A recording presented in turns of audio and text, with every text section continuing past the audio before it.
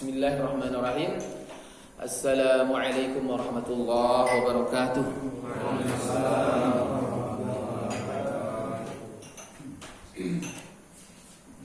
Alhamdulillah wassalatu wassalamu ala Rasulillah wa ala alihi wa sahbihi wa mawalah. Qala Allah tabaraka wa ta'ala fi kitabihil karim, a'udzu billahi minasy syaithanir rajim. Bismillahirrahmanirrahim. Ya ayyuhalladzina amanu taqullaha haqqa tuqatih wa la tamutunna illa wa antum muslimun. Wa qala aidan innal ladzina qalu rabbuna Allahu thumma istaqamu tatanazzalu alaihimul malaikatu alla takhafu wa la tahzanu wa abshiru bil jannati allati kuntum tu'adun. Amma ba'd, fa inna asdaqal hadithi kitabullah wa khairal hadi hadi Muhammadin sallallahu alaihi wasallam. Bapak-bapak, orang tua kami yang kami muliakan, para ikhwan, para hadirin yang dirahmati oleh Allah Subhanahu wa taala. Mengawali kajian kita pada subuh yang berbahagia ini, kita mengucapkan syukur alhamdulillah. Kita terus memuji Allah, bersyukur kepada Allah melalui lisan kita, melalui hati kita, dan melalui perbuatan kita, tingkah laku kita. Semua itu kita lakukan tidak mengenal waktu dan tempat, tidak mengenal kondisi. Bagaimanapun keadaan kita, sampai sesulit apapun, sesakit apapun, sesedih apapun, kita tetap bersyukur kepada Allah dengan ucapan alhamdulillah. Itulah orang yang istiqamah. Kalau kita mendapatkan kebaikan, kenikmatan, kesehatan, rezeki, nikmat, kita bersyukur, ya wajarlah dengan mengucapkan alhamdulillah. Dan memang seharusnya seperti itu. Tapi Ustaz, kalau kita sedih, Ustaz sakit, apa juga mengucapkan alhamdulillah? Ini sakit nih, ini sakit. Terus ngucapin alhamdulillah. Kok orang sakit ngucapin alhamdulillah? Tertimpa musibah kok alhamdulillah? Jawaban yang pertama, ya karena kita juga walaupun sakit tetap mendapatkan nikmat. Karena nikmat tidak hanya sebatas itu, masih banyak, bisa menghirup udara, bisa masih berjumpa dengan keluarga. Itu kan nikmat-nikmat juga. Jadi tetap bersyukur dengan ucapan alhamdulillah. Itu yang pertama. Yang kedua, dikarenakan kalau kita muslim, musibah, sakit, sedih, kecapean, letih bekerja, mencari nafkah, semua itu kalau kita kerjakan dengan ridho kepada Allah Subhanahu wa taala, itu penghapus dosa. Dosa kita dihapus dengan kesedihan itu, kesusahan itu. Maka kalau dosa kita dihapus, kita mengucapkan alhamdulillah. Untuk itu Rasulullah sallallahu alaihi wasallam bersabda dalam hadis sahih yang diriwayatkan Imam Muslim. Ini luar biasa hadis ini untuk memberikan kita tetap semangat walaupun dalam keadaan susah. Rasulullah sallallahu alaihi wasallam bersabda, "Ma asaba musliman min hammin wala hammin wala haznin wala nasabin." Sampai Rasulullah sebutkan itu banyak sekali, lalu hatta syaukatu yushaquha illa huttat bihi khotoyahu. Tidaklah seorang muslim ditimpa rasa kesusahan, kesedihan, gundah gulana, keletihan bekerja, mencari nafkah, berusaha, beribadah kepada Allah dan seterusnya, sampai duri yang menusuk kakinya itu, kita jalan tertusuk kaki kita. Ya, bukan hanya duri yang tajam, ya batu itu kalau tajam duri juga itu kan. Bukan hanya duri, memang duri ya, tapi sesuatu yang mengganggu kaki kita ketika berjalan, itu semua dalam rangka pengguguran dosa. Maka kalau kita sakit, ya tetap bisa mengucapkan alhamdulillah. Makanya kalau kita sakit ditanya kawan yang menjenguk, gimana kabarnya Pak? Ungkapan yang pertama tetap alhamdulillah. Kan begitu, baru nanti sebutkanlah keadaannya. Tapi tetap ucapkan alhamdulillah. Kenapa mukaddimah ini kita sampaikan yang seperti ini? Karena memang dalam 2 bulan ini memang banyak teman saudara kita yang memang sakit. Maka mukaddimah ini untuk kembali menyemangatkan kita. Ya, banyak yang sakit memang, dan banyak juga yang sudah wafat. Dan memang ya kalau dikaji-kaji memang virus corona juga deh. Ya, karena kita sudah cek ke dokter dan seterusnya. Nah, jadi tapi memang ya jangan sampai mengada-ngada juga kalau sakit itu ya. Ya. Di antara mengada-ngada kalau itu sakit itu, kalau orang yang sakit janganlah pula di hadapannya kita bilang alhamdulillah Bapak sakit. Gimana kabarnya Pak Haji? Oh sakit, alhamdulillah. Makin sakit aja Bapak. Makin sakit ya. Berarti kau doa kan aku sakit. Cumanya kalau. Kalau kita yang sakit, ya kita sabar menghadapinya, kita ridho, lalu kita berusaha untuk berobat agar sembuh, maka itu penghapusan dosa, kita mengucapkannya alhamdulillah. Tapi kalau orang yang sakit, janganlah bilang alhamdulillah Bapak sakit. Oh jangan. Ya. Tapi ucapannya apa? Yang seperti diajarkan Rasulullah. Kalau ada orang sakit kita menjenguk, apa ucapannya? Ada yang hafal? Ini ada, kita jenguk teman nih, kawan nih, saudara nih. Ya. Kita datang menjenguknya ketika sakit. Apa yang kita ucapkan kepadanya? Sebagaimana yang diajarkan Rasulullah, di antaranya pasti doa ya. Apa doanya? Bisa syafaqallah, semoga cepat sembuh. Tapi yang paling unik diajarkan Rasulullah itu adalah apa? La ba'sa tahurun insyaallah. Itu yang diajarkan Rasulullah. La ba'sa itu apa artinya? Enggak mengapa. Nah, jadi di sini kalau orang sakit itu diberi motivasi, diberikan semangat supaya nanti imannya meningkat dan imunnya juga meningkat. Nah, maka diberi motivasi apa? La ba'sa, enggak apa-apa. Insyaallah sembuh kok, insyaallah sehat kok. Jangan takut, jangan sedih. Nah, begitu dia diberikan semangat. Jangan orang sakit dibilang, ini enggak lama lagi begini sakitnya. 2 hari lagi mungkinnya. Udah lewat lain gini. Nah, habis makin apa dia? Turun imannya juga ya kan?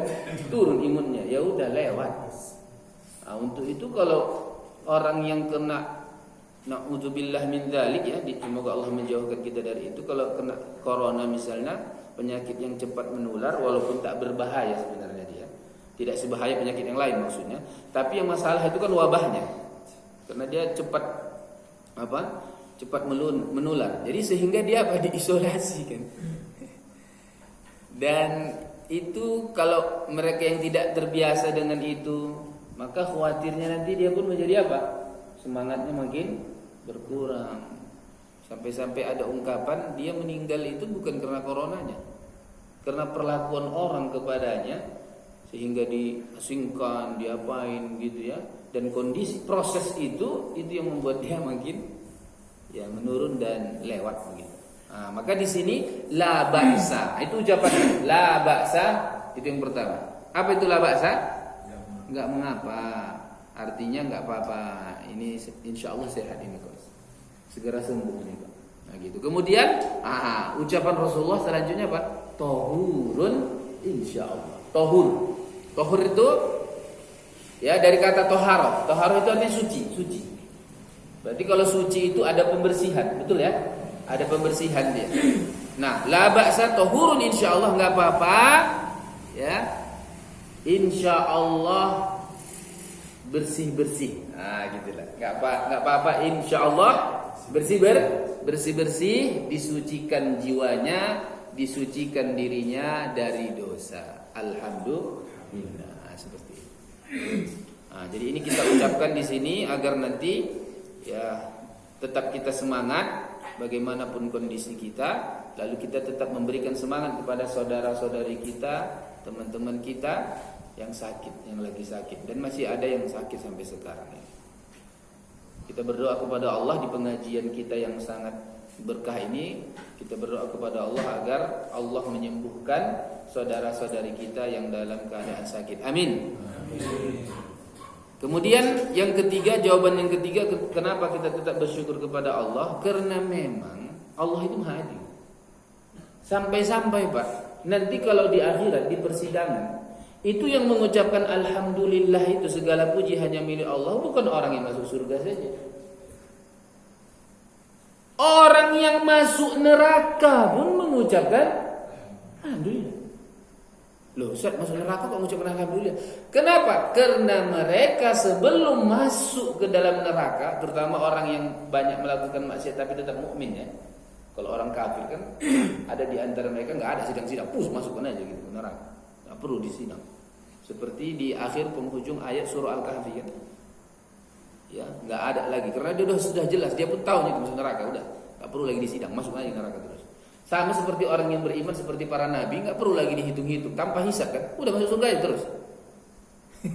Mana lagi pakai itu? Tapi bagi orang yang melakukan maksiat, melakukan kebaikan, yang seperti ini nih orangnya, maka nanti di persidangan, setelah persidangan ada yang masuk surga, ada yang masuk neraka, dua-duanya ngucapin, loh kok bisa begitu? Masuk neraka kok mengucapkan alhamdulillah? Karena mereka puas dengan keadilan Allah.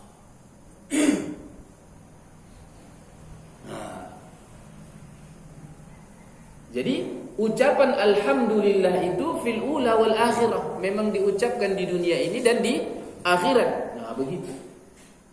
Jadi nanti setelah di sidang, itu kan di sidang itu, berarti sidang itu kan mencari apa? Pengadilan ya, namanya pengadilan ya, pengadilan. Aku ini keburukanku gimana, kebaikanku gimana selama ini di dunia. Maka disidang. Dan mereka menemukan hakimnya. Hakimnya siapa? Kalau di akhirat nanti siapa hakimnya?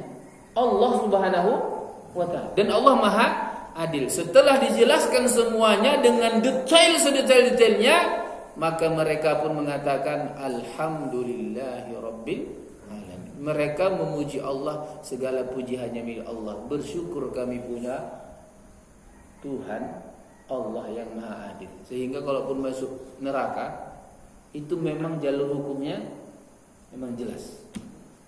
Jadi dia dihukum, dia pun ridho. Allah. Untuk itu saudaraku tetaplah ucapkan alhamdulillah walaupun bagaimanapun kondisi kita. Hanya biasanya kalau dalam keadaan tak sehat ada ujungnya itu. Ujungnya setelah alhamdulillah itu apa? Alhamdulillahi ala kulli hal. Itu dia. Kalau kita dalam keadaan sehat, baik, dapat nikmat, kita ucapkan alhamdulillah atau ditambah dengan rabbil alamin, alhamdulillah atau alhamdulillahi rabbil alamin. Tapi kalau dalam susah, sedih, alhamdulillah juga, cuman ujungnya ala kulli hal. Ala kulli hal. Ala kulli hal itu artinya ya, ala artinya atas, kulli itu segala, setiap, boleh. Hal itu kondisi. Jadi kita memuji Allah, bersyukur alhamdulillah walau bagaimanapun kondisi kita. Inilah mukaddimah kita, dan hari ini kita akan membahas tentang bagaimana sikap kita ya menghadapi masa yang lalu dan kita akan menuju masa yang akan datang. Ini pembahasan kita karena kita berada di bulan apa nih? Muharram. Bulan Muharram bulan. Ya, bulan Asyura juga boleh karena ada hari Asyuranya di sini. Dan kita sudah melewati bulan Zulhijjah, maka bergantilah tahun dari 1442 Hijriah menjadi 1443 Hijriah. Nah, jadi yang akan kita bahas di sini adalah tentang bagaimana sikap kita ke masa yang akan datang, yang akan kita hadapi tahun yang akan datang ini, dan bagaimana sikap kita ya terhadap masa lalu yang sudah kita tinggalkan di tahun-tahun yang lalu. Ini sangat penting. Karena ketika terjadi perubahan antara masa lalu dengan masa yang akan datang, ini akan menimbulkan perasaan muncul dalam diri seseorang. Apalagi nanti kalau perpindahan itu bukan antara tahun lalu dengan tahun yang akan datang, tapi apa? Antara dunia dan akhirat. Ketika dalam keadaan apa? Perpindahan itu kapan? Prosesnya. Kita mau pindah nih dari dunia menuju akhirat. Itu prosesnya kapan itu? Prosesnya itu dalam perpindahan itu sakaratul dalam keadaan sakratul maut. Nah, ini nanti kita singgung di sini. Saudaraku yang dimuliakan Allah Azza wa Jalla, jadi kalau kita dalam hidup ini pasti yang akan kita rasakan itu ya, ada muncul yang namanya rasa sedih dan rasa sedih lawannya senang. Takut lawannya berani bisa juga. Tapi kalau dalam bahasa Arab dia al-khauf, takut itu lawannya roja, berharap dia. Berharap. Kemudian kalau dia huzun, sedih, itu lawannya senang, memang senang. Nah, ketika orang dalam proses seperti itu, apalagi nanti dalam keadaan sakaratul maut, muncul itu rasa takut dan rasa sedih. Dia takut menghadapi masa yang akan datang, dan dia sedih karena meninggalkan masa lalu. Sehingga dia apa? Sehingga dia ingin berharap. Ada harapan yang akan dia inginkan. Nah, jadi ada 3 perasaan ini yang akan muncul, sehingga nanti menentukan antara orang yang bahagia dengan orang yang sengsara. Kebaikan yang kita telah lakukan di masa yang lalu, kemudian keburukan yang telah mungkin kita terjerumus di dalamnya, maka yang seperti itu, kalau dia buruk kita apain? Kalau masa lalu yang kita kerjakan dulu buruk, kita apain itu? Misalnya dulu tahun lalu aku ada pernah nipu orang aku. Ada usaha aku nipu orang. Nah, diapain itu? Sekarang ini kan kita menuju masa yang akan datang nih. Kalau yang lalu, bagaimana sikap kita kalau itu keburukan? Ditinggalkan. Terus 1. Yang kedua, taubat. Oke, yang ketiga, menyesali. Yang keempat, tetap lanjut? Tidak. Kita sesali, kita tinggalkan.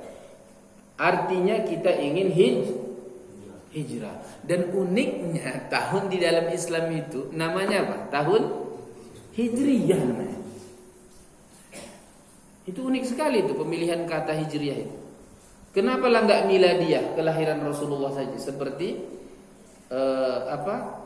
seperti Masehi ya, tahun Masehi kan miladiyah kan? Karena memang bedalah nabinya, bedalah.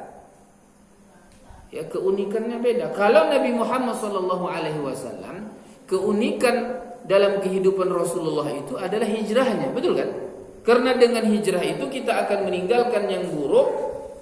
Yang paling buruk itu adalah kesyirikan, kekufuran kepada Allah Subhanahu wa taala, menuju kebaikan, dan kebaikan yang paling terbaik itu adalah tauhid, mengesahkan Allah dan beribadah kepada Allah.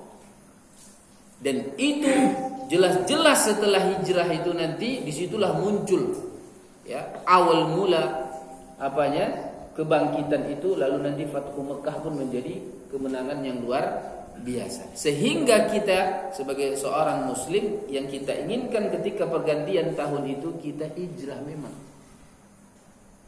Dan Rasulullah jelaskan itu yang dimaksud dengan hijrah itu. Dalam hadis sahih Rasulullah mengatakan al-muhajiru man hajara ma nahallahu anhu. Itu jelas hadisnya, sahih hadis Muslim. Al-muhajiru man hajara ma nahallahu anhu. Orang yang muhajir, yang hijrah sebenarnya itu adalah orang yang meninggalkan apa yang dilarang Allah. Jadi bukan hanya orang yang hijrah itu yang melakukan perjalanan perpindahan hijrah dari kampung ini menuju kampung yang lain, bukan hanya itu.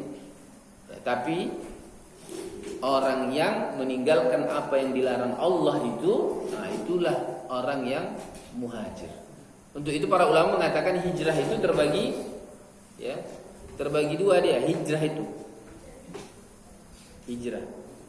Maksudnya hukum hijrah itu pada asalnya adalah wajib ya, apalagi waktu di Rasulullah masih di Makkah terjadi penindasan, penyiksaan sehingga sebagian orang ada yang tidak bisa mempertahankan agamanya, maka wajib untuk pindah. Kalau yang seperti itu kondisinya sampai akhir zaman itu tetap wajib hukumnya.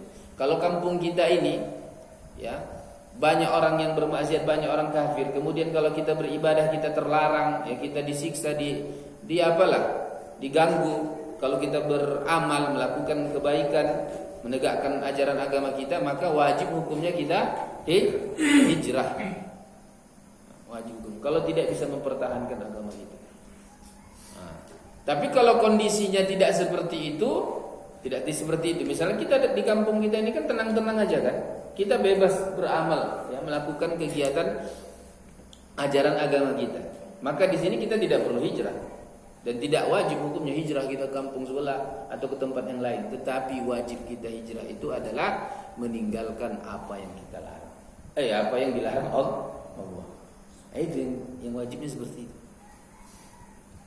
Jadi kalau itu keburukan, yang pertama coba ya, biar kita tahu bagaimana menyikapi keburukan itu. Tentunya adalah dengan taubat. Dan Rasulullah menjelaskan, dan syarat taubat itu ada 3. Syarat taubat ada berapa? 3. Dan itu berurutan. Coba perhatikan. Syarat taubat itu ada 3.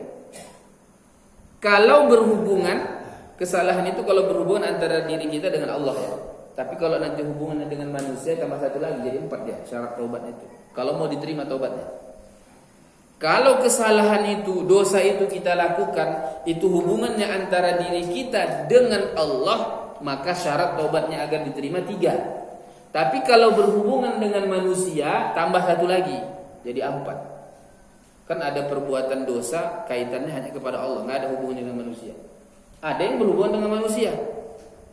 Ya, seperti misalnya kita curi barang, kita jelek-jelekkan dia, ya, kita sakiti dia, kita hina dia, kita gibah dia, itu kan hubungannya dengan orang lain, maka ditambah 1 lagi menjadi 4. Oke.